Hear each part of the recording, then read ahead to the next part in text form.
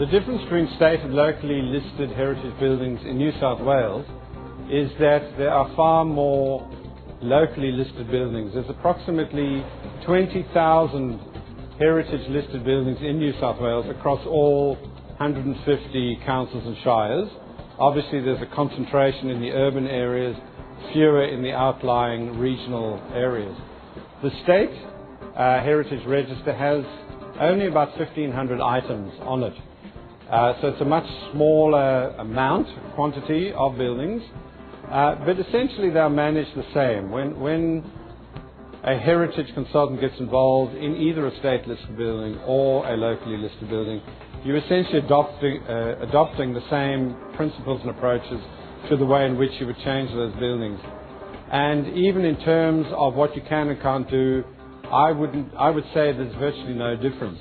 One would think that the state listing has a higher level or perhaps more difficult criteria to meet. That's not really the case.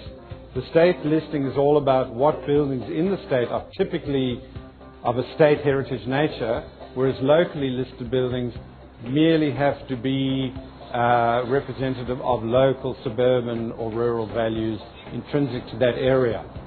So this accounts for the fact that there's far fewer state-listed items than there are locally. But essentially the heritage consultant would get involved to, in the normal scheme of things, ensure the changes are moderate, that the values of the heritage place are not in any way diminished by the changes that are being sought inside or around or adjacent to those heritage buildings.